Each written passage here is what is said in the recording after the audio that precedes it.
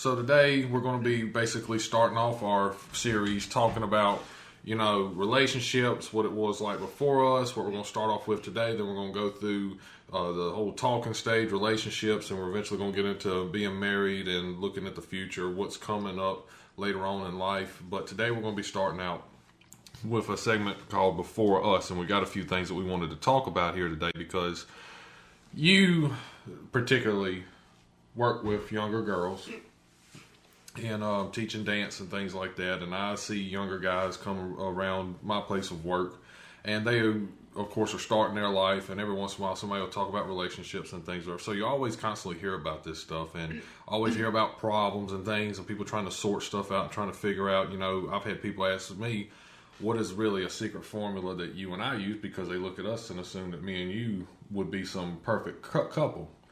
And the reality of it is that there is no such thing as a perfect couple. You have ups and you have downs, and I'm going to let you kind of take that away before we even get started. I mean, we've been married, I don't even know exactly how many months now, but not very long, not even a year, to put that in perspective. But I've listened to, you just hear a lot of people talking about relationships and how they handle them and what do they think. And like you said, people think there's like some secret code, or people say happy wife, happy life, like just stuff like that. But I've said this really as soon as we got married. Like, marriage is actually, the concept of it is very simple, which we've talked about that topic before vaguely a little bit. But it's very simple. But where it gets complicated is you just have to choose someone before yourself. But before that, getting like kind of into our first topic, I guess, you gotta have yourself established a little bit, and that's the tricky part. Knowing who you are before you can get to know someone else. And that's really the first point where we're going to start off here is this segment, this segment is called Before Us, because that's where it started. We didn't just pop out of thin air together as a couple. There was a whole life before her, and there was a whole life before me. There was a life where it was just her and her parents and her brother, and it was me and my parents and my siblings. And, you've got years and years of learning, of going through heartbreak, of going through things you don't understand, and eventually it gets you to this point. And we're going to talk about a few of those things today. So the first thing is dating myself. Now, I know that might sound kind of silly, but if you honestly stop and think about it, when you date somebody else, you're trying to figure out who this person is. You're looking to see if there's any potential in this person. You're looking to see, are there any quirks? Is there any red flags? Is there anything that's just a little too much for you to take something further? And you learn this stuff slowly as you go. And next thing you know, you've been dating for a little while. Then you finally come to the conclusion, I think this is going to work. I think this is who I want to be with for the rest of my life. So you take it to the next level, and you eventually get married. And a lot of people don't take enough time when they're alone to date themselves, figure out who they are, because they're so busy trying to date and find someone else. And this can string into a whole lot of problems that I see. People, and I fell a victim to this a lot whenever I was in high school, trying your best to fit in and do whatever it takes to be just accepted because of peer pressure, because of just not even trying to be popular, just like I said, just trying to be accepted. And you have to remain true to who you are. You are who you are. You have your people, your family, you have what you come from, and just like the other person is the same way with them. If something doesn't work out, it's okay. You'll eventually see why later on in life, why things didn't happen the way that they did, even though you may not understand it now. So dating myself, what would you have to say about is so important about a person taking the time to really find who they are before they worry about trying to find someone else? Well, the other day I was having a whole conversation with myself, as I normally do, but I think my perspective on dating was always different growing up and getting to know yourself and all that fun stuff, because like you talked about high school. High school is a very impressionable time on teenagers. I didn't go to public school. So, I knew people my age, and I had friends that went to public school, and I've grown up in a dance studio. So, like, I was around people my age, and I'm very talkative, friendly, always into something with somebody. So it's not like I just stayed inside because people stereotype homeschooling. But my perspective on it, I feel like is kind of backwards than everyone else's. It was easier for me to date myself in a sense because I wasn't really worried about other people, but I've always been a little bit off track with my thinking, I guess. Not necessarily off track, but not like everybody else. So to me, you know, getting to know myself was like a weird thing that probably, I don't know, I feel like I started doing that by the time I was around 14 or 15.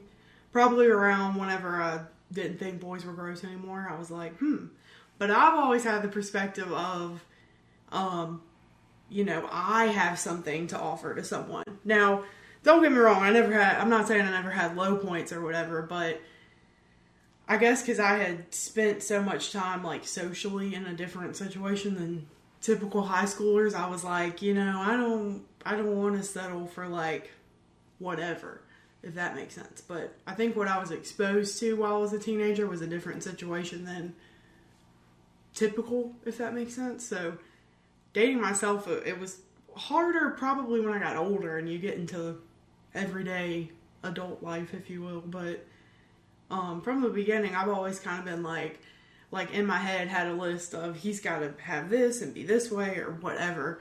And I feel like that's kind of off track. Like when we talk about this topic, I think you probably have a better outlook on it than I do. Here's the thing. You got your girls, you got your boys. Guys, there is a standard to being one day the man of the house. Your dad was that, your grandfather was that, whoever your male role model was in your life, that's their role. And you got a lot of kids today, unfortunately, that never saw that role.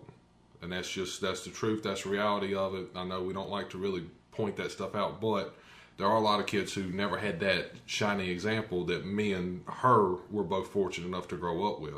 And your mom may have had to try to play both roles. And that's hard because it was always designed for that purpose, that there should be a man of the house, there should be a woman of the house. And when one person tries to take on both those roles, you know, I'm not saying that there aren't some out there that don't do a good job with it. I think that there are a lot of good women, a lot of good moms out there who do turn out really good children, who despite everything that was ever thrown at them, you know, God bless them. I mean, just to be completely honest with you. But there's always still that factor of looking to a example of what a male role model is. And it's not just for the boys, it's for the girls too. You got to know how a man is supposed to treat you. You got to. You are going to be the woman of the house one day. That in no way implies that women are lesser than men are, because I don't look at my wife and assume that any day she pulls just as much weight as I do, and some days she pulls even more than I do. But the job, the way it always was supposed to be set up, is that there was supposed to be one partner who provided for the family, who spent the most time away from home, the most time away from the family, to make sure that a roof was over the head, food was on the table, and the other partner, most likely, most occasions, the mom, was supposed to be the one that was there more often for the kids, for the household, for the structure, for the learning, for the nourishment, for the, you know, there being a home. And my heart bleeds for anybody that didn't grow up with that. And I count my blessings every day that I was fortunate enough to experience that. And I know you feel the same way. But girls, you got to know your worth when looking at a guy. You don't owe any guy anything in high school. I'm sorry, that's just the way. I don't care how cute they are. I don't care their position on the football team or whatever, how many other girls like them. You don't owe nobody nothing. And it will actually surprise you. Some people don't really grow up that much after high school. Some people kind of stay in that area. But most people that I know, they change so much between the age of 18 and 22. It will amaze you how much they change. Through what they go through, what they experience, through their jobs, through they're entering into the real world, as we say. You change, your perspective changes, your dreams and goals change, your life throws you curveballs, your reality changes, your everything around you. That's the first time you get exposed to actual real life. Because I remember the time between me being like 18 to 20 was probably the weirdest years of my life. And I'm not saying that you can't find somebody in high school and be high school sweethearts. I actually know people that have dated in high school and gotten married. But, like, you know, I'll look at some of the girls I know or just other people. You see things and I'm like, why is so-and-so so heartbroken over this guy that, you know, not to minimize someone's relationship, but it's like you said, you know, they're not even, like, into real life yet, that was always easy for me. I literally remember being in high school and being like, why are these girls, like, broken up with people every other day? Even some of my friends, my guy friends, girlfriends, it goes both ways of being like, you know, they're together and then they're not together and then this and that. And I'm like, you don't even really know who you are at that point. And I don't want to say you don't have anything to offer, but to an extent, I'm like, my perspective was just always, when I wasn't going to get in a relationship, I was going to look for something permanent. Why would I be looking for something permanent when I was 17? Everybody doesn't have that perspective, and I don't think that my perspective is the only way, you know, but I guess for me, that's why stuff like that never made sense. And that goes for kids, too. You know, not everybody has kids or wants to have kids at the age of 20 or 23 or 25. It depends on the person's circumstance, their environment, where they're at in life. How many times have me and you had people ask us when we're going to have kids? And, you know, nobody's ever prepared for parenthood, so I don't want anybody to think that I'm suggesting that we are going to make sure we're 100% prepared. Because I don't care who you are, what job you have, what's going on, you're never prepared for that. But me and you do understand who we are, where we're at right now, and we do want to make sure we have things as possibly established as they can possibly be before we do that step. You know? And then honestly, you know, onto that, not to get off on another thing, but I just feel like there's so many things that we want to do first. Mm-hmm. For me, it's not so much about having things planned out or whatever, but there's just like, honestly, first thing that comes to mind for me is like trips. There's things that we want to do and places we want to go. But I mean, it's to a certain extent, like you said, you're never really prepared for that. And it will surprise you young ladies, and you guys too, just who will walk into your life. Because that's essentially what you did. You walked into my life. We did not go to school together, did not know each other when I graduated. I didn't know you until I was what? That was 2013, a whole year after I graduated. Whenever we first actually met, and even after we met. We met and had no contact for at least 3 or 4 years. Yeah. And I always look at that as that it just wasn't the time. You know, it'll amaze you. I would not have known what to do with you. It would amaze you. It would amaze you just how sometimes you're presented stuff, you're a glimpse into your future, and you don't even realize that's what it's going to be one day. You could be walking into a store that's going to potentially one day be your career, and you'll never know it until that moment happens. It's almost with anything in life. But I see so many people, and I had this before. I've had my heartbreaks. I've had my moments, you know, with different people. But people getting tore up literally from the floor up from rejection. It just beats them down. And like you said, this 2-week dating, 3-week, 1 month, 2-3 months dating, 1 year, and their whole world is completely gone and destroyed from rejection. Rejection's not always, by the way, being told no up front. It's sometimes something happens in a relationship that you have no control over, even though that you want to have control in it. And that's going to kind of lead into our next point here, is talking about the experience of rejection and appreciation. I want you to lead off with this one because I'm going to come behind you on this with my personal story. I mean, I think that, like, going back to when we met, as much as I was like, ooh, I want to date him or whatever at that point in time, there's no way we would have been successful, because things that I went through after you and I met are the things that made me ready for you. Mm-hmm. And, you know, not getting into like too much detail, but that was the same thing here. It was other people. It was like being with other guys, talking to this guy, that guy, whatever. making mistakes and being like, okay, now that I did that, that's not what I want. I don't want to look for that in a person.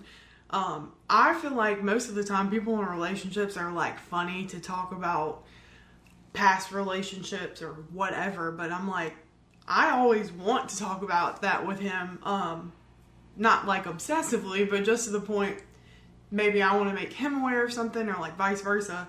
Me and you are comfortable with each other. Well, yeah, that's what I'm like. I mean it in like an appreciative way for me to be like, okay, you know, I was ready for you because this happened to me.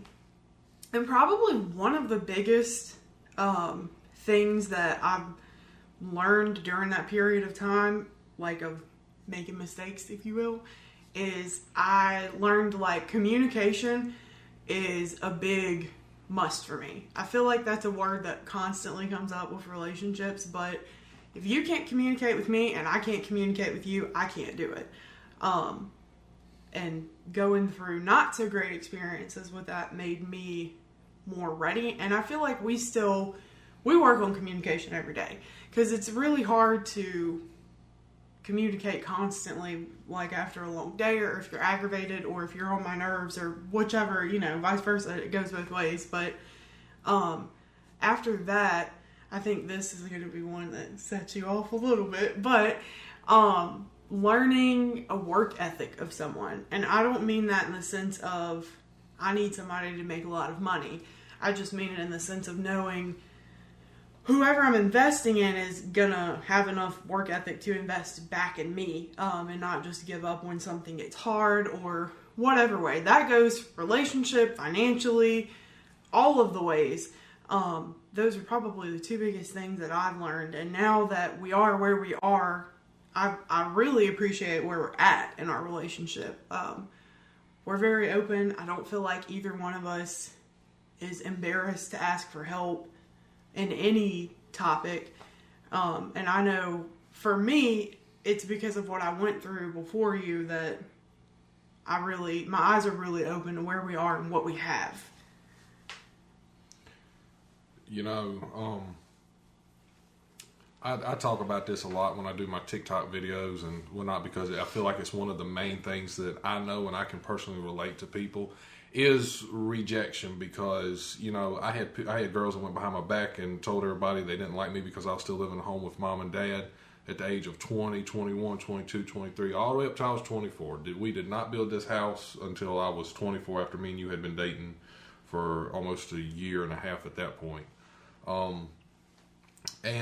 For a while, I felt like a failure. Here I am still living at home with mom and dad.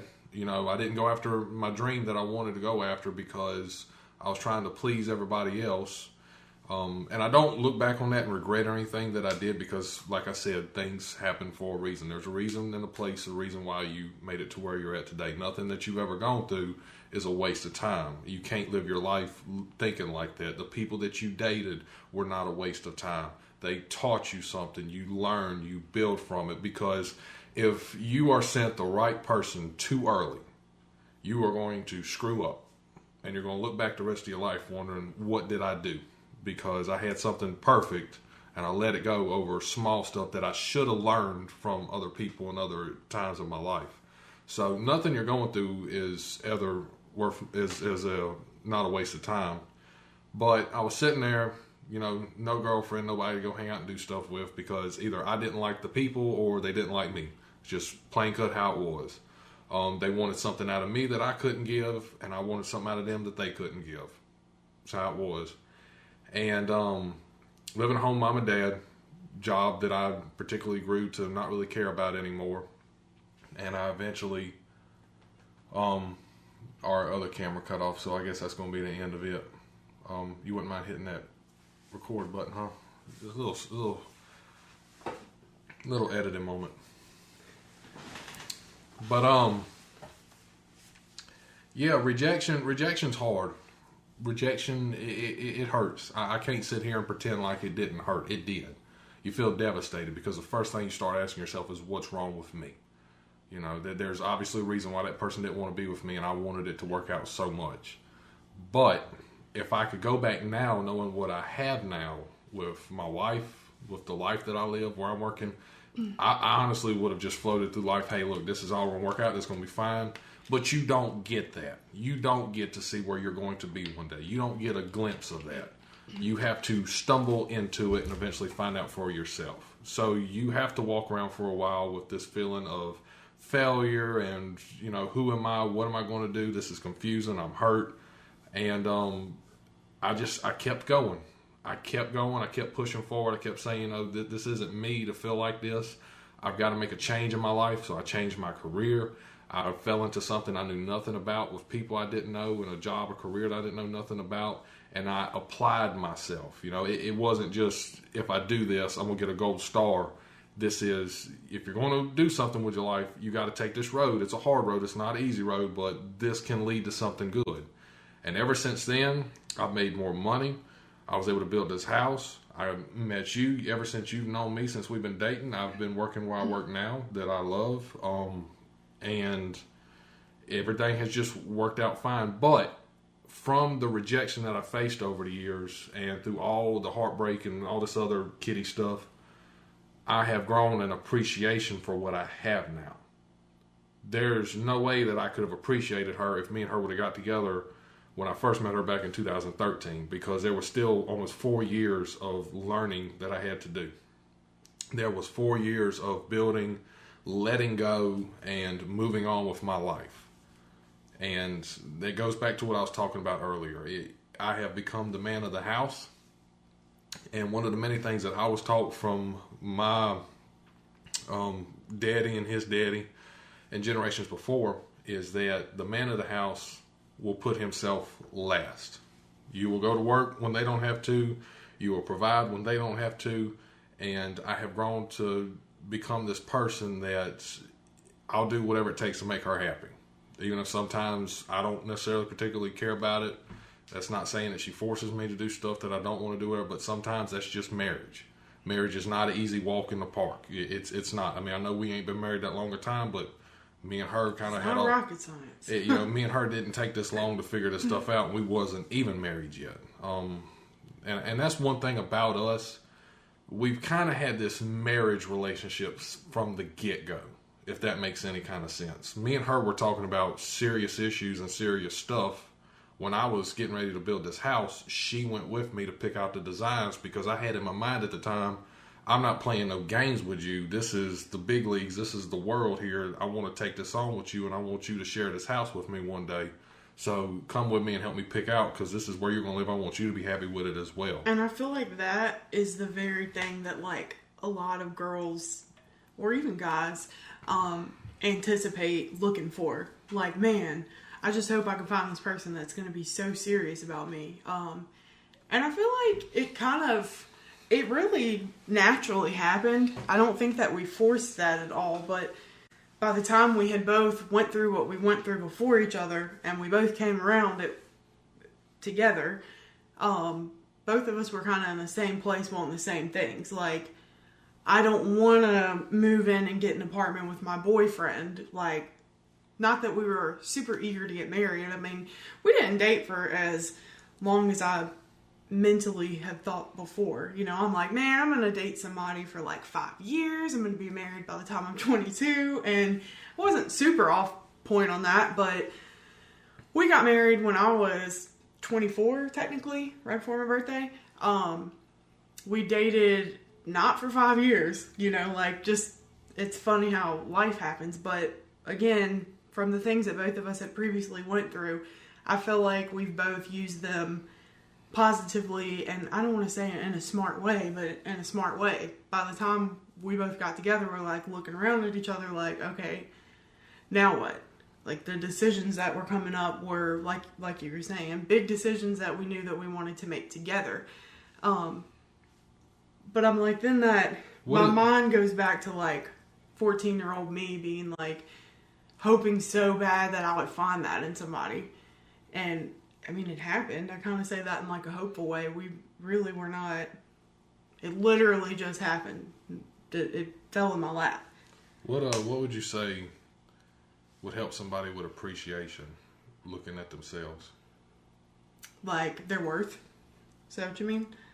Well, I know for me personally, my thing is trying to remain humble because I have to realize that, yeah, what I make pays the house note, it pays her car note, and just various different bills and stuff, whatever. However, she pays for the groceries.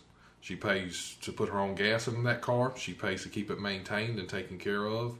She keeps this a home. She pays the water bill and things like that. If I took on all this by myself, I'd be flat broke. We just put a generator on the side of the house. I would not have been able to do that. And it's remaining humble knowing that this is a team thing. This is not an I thing. It's not I'm tackling the world anymore. It's we are tackling the world now.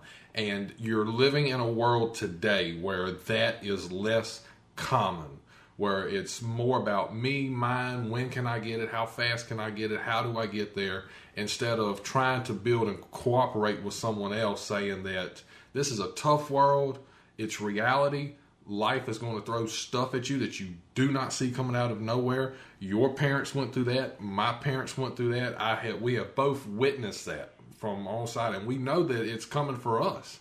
And there's going to be times when you have to cry on each other's shoulders.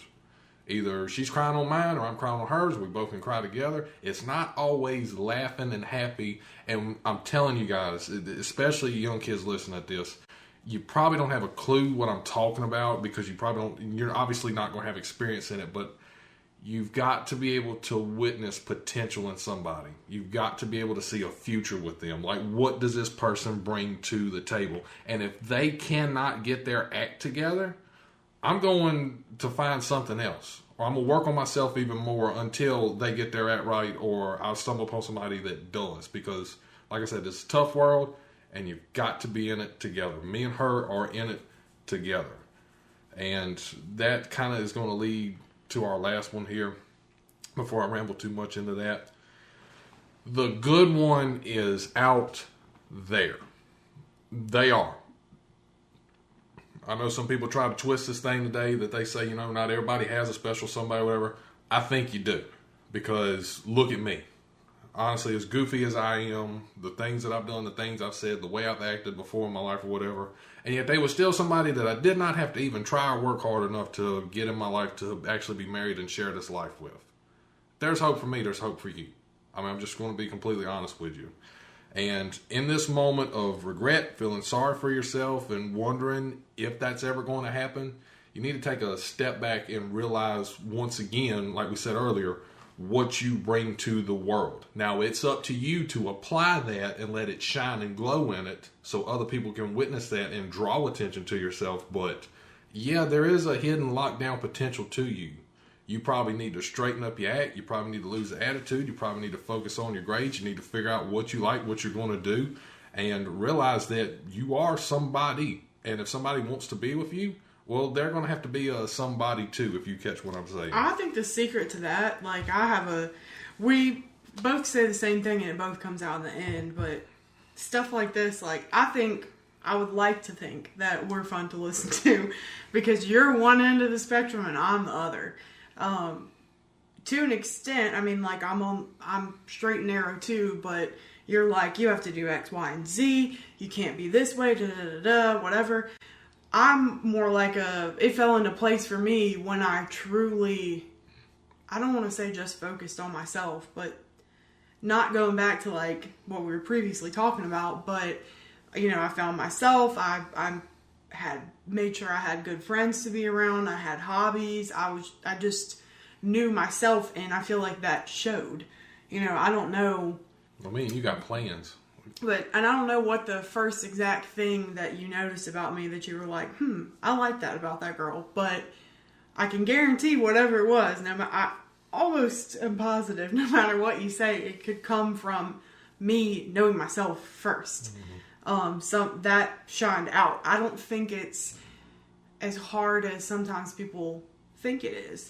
Do you have to clean up your act or whatever? Yeah, to an extent, not to contradict what you say, but I'm a different personality type and you got to keep that in mind. But to me, like, when I found myself, that's when I found him.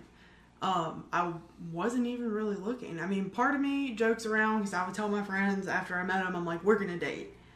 And it didn't happen for a hot minute. But when it did, we were like full speed ahead. It was, I don't want to say smooth sailing, but after we had figured out kind of our groundwork of we both wanted the same thing, it was really easy. And I remember dating and being like, is this like the kind of person that I've always thought was going to come around? And I mean, obviously it was, as we sit here married in our house that we built, but it's not as complicated as people make it seem. You know what honestly drew me to you? I have no idea. Trying to cut you off, but you weren't mean to me. I can't tell you how many people, girls I knew and talking to, and that were just honestly mean. They were nice and cool, you first meet them, whatever, but after, not even that long, a week or two, whatever, you see this completely different side to them, that they just freak out about anything, and they always got some chip on their shoulder, mad about something, or they're talking about some other guy right in front of you about something, and it was always a roller coaster train wreck. I feel like girls do that, and this is just from my experience. I don't know, and there may be other girls, I'm not speaking for everybody, but I feel like girls do that to see like how much control they can get over you. You know what I mean? We literally had a conversation about this yesterday about someone that I really didn't date, that I hung out with probably maybe 2 or 3 times. Like, it wasn't a lot, but I was telling him, I'm like, he was mean to me. He was just mean to me. So I was like, I don't want to do this. And I even, we had a full-blown conversation. I was like, he was a cool guy. I liked his job. I liked his hobbies, whatever. But he was mean to me. So I was like, this isn't for me. I'm going to take myself and go, because I'm worth a whole lot more than that. And guys, this doesn't have to just go for relationships. This can be for your career as well. I'm telling you 3 things that will help you go the furthest in life. Number 1, a good work ethic. I'm sorry, I don't care how lazy you are, I don't care how much you don't like to do stuff or whatever. The simplest things around the house, your parents just telling you to pick up your clothes or take trash out, that has to be back of the mind stuff for real life. Like me, I have to take trash out whenever we get through doing this. That's not something I'm going to get patted on the back for, get a gold star, or even get paid for. It has to be done here at the house. And if I don't catch on to it, then she has to do it. It's his job or her job. We live here. We don't want to smell stinky trash in the house. Take the trash out. Fair enough. Work ethic will take you a long way. In this day and age, just showing up to work, being reliable, that goes a long way, and people are paying attention. Number 2, just having literally a quarter of a personality. And this is coming from somebody who was once shy and had to break out of that shell. And I did it. I said, if I'm going to get anywhere with anybody and I'm going to be any kind of people person talking to me, I got to have some type of personality. If I just sit here just rambling off facts and there was nothing else to me, well, this would get boring real quick. So have any type of personality. Be willing to take, verbal abuse from somebody else, knowing that you can't say stuff back all the time, because that's just the professional world. That's how things work. You're going to get told stuff you don't like. You're going to get constructive criticism. And sometimes you're going to have to eventually deal with a Karen or a Paul. I guess a Paul or a Mike is the equivalent to Karen. I don't know what the Karen equivalent of male is. But, I don't know. It's just all Karen to me. But, you're going to have to deal with that stuff in life. And then the third thing is that there has to be loyalty. There has got to be a loyalty to it. If there's anything that me and her owe to each other, is loyalty, respect. She doesn't owe me any money. She doesn't owe me, this and that, whatever.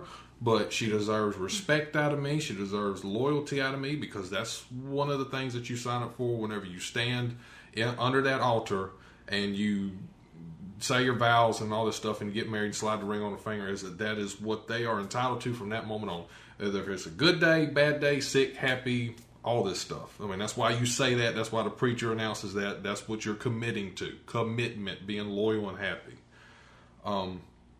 So understand those things, and I think we're going to go ahead and wrap this up here today. Did you have anything else that you wanted to add on any of these points? Not really. I mean, that's pretty much it. It's just I am intrigued talking about relationships and listening to other people and whatever. I don't know, for whatever reason, it just interests me, because I think it's neat that kind of every relationship is different and different things work for different people. But at the end of the day, it's comes back to the same common factors of you have to have A, B, and C for it to work. And I think if I could maybe tell my younger self something, like I would tell myself to probably chill out on whatever I'm looking for.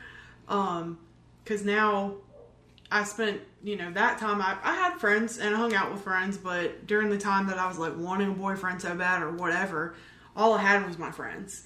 And now that we are married, friends are totally different. I text them a couple days a week, but it's really hard to meet up with people and hang out and whatever because we're at work Monday through Friday. Sometimes we work on the weekends. You have, life.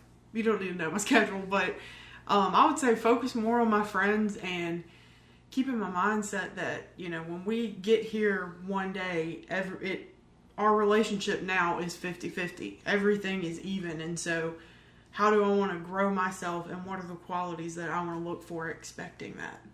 Because like how you were talking about who pays for bills and whatever, I don't have any kind of insecurity behind what he pays for because not in like a conceited way, but this is kind of what he was saying. There are things that I do that he has no idea that I even do that are necessary in our house that I'm like, I guess you could do it if I explained to you where, when, what, why, and how, but that goes back to I know my worth in our relationship and I know his worth as well. That's why I say it's 50-50 and that's why I think it works. But you can't get guys. You can't get hung up in this. Who does more and who does less? It's not a contest, and I do not care to be competing anyway. I am in a competition with life. Me and her both are. We're not in a competition with each other. If me and her start competing against each other, then it's not a team anymore. Teams don't compete against each other. They compete against a different team. And really, guys, that's the main thing. Like she said. If we could go back and look at ourselves, knowing what we know now, we had told ourselves to chill out. It's going to be all right. Stop crying. Stop worrying about it. Everything's going to be all right. Pick yourself up. You fixing to have to make some changes and some moves or whatever, but that's life. Things happen. And there is somebody in you that's 5 years from now, 10 years from now, 20 years from now, that is trying their best to reach back at you right now and tell you that. It's going to be okay.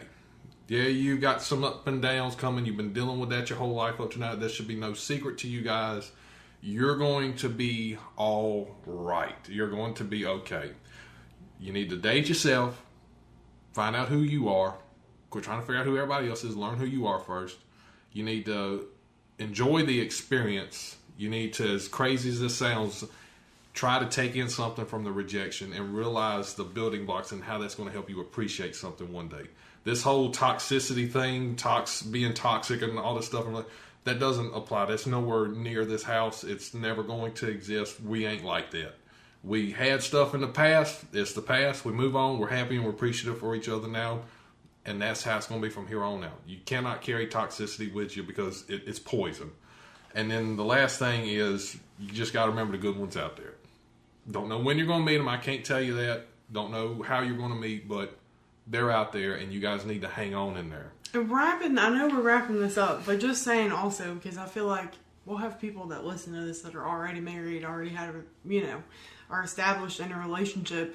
I still feel like this could be a good reminder because to say it quite plainly, adults are the people that forget the simplest things the most because you get wrapped up in so many things. And do I think that we could teach like a 60-year-old, I don't want to say 60-year-old, I mean like married for 60 years, couple of the ropes of marriage? I don't know, probably not necessarily, but I do think like within all of our simple points there are things that are reminders for them that this is not that simple, or it is simple, but in the end of it, I just wanted somebody to enjoy life with. Mm-hmm. That's all that it comes down to. And that's what it was for me. And so I'm like, we could sit here and debate relationships and tell young people this and older people that or whatever, but my mindset always goes back to that. I literally just wanted someone to enjoy life with, and that's it. I want to thank everybody for tuning in today. We love you guys as always. Thank you guys so much for watching the video today, and be sure, as always, you can go listen to us on our podcast on Spreaker, Spotify, iTunes, and we'll be seeing you guys in the next episode. Like I said, this is a series, so we will be continuing this conversation. And I know this one here was for a lot of the younger audience, the younger kids, but we have points that are leading up to where we're at now and looking at the future. So if you're married and you've got all this stuff established that we talked about today, stick around because we're going to be talking about that stuff coming up later. We love y'all. See y'all in the next episode. Today's episode has been brought to you by Avonia's Bonja Wonjas. Don't feel completely satisfied with your current Wonjas? Not to worry, Avonia's Bonja Wonjas are just what you've been looking for. They're Bonja and they're Wonja. Don't you want Avonja Bonja Wonjas? I bet you do. They're clinically proven by unlicensed officials to relieve stress, joint pain, radical impulse spies, and can even be cooked in 3 minutes or less. They're 100% effective 10% of the time. Avonia's Bonja Wonjas. Get yours today.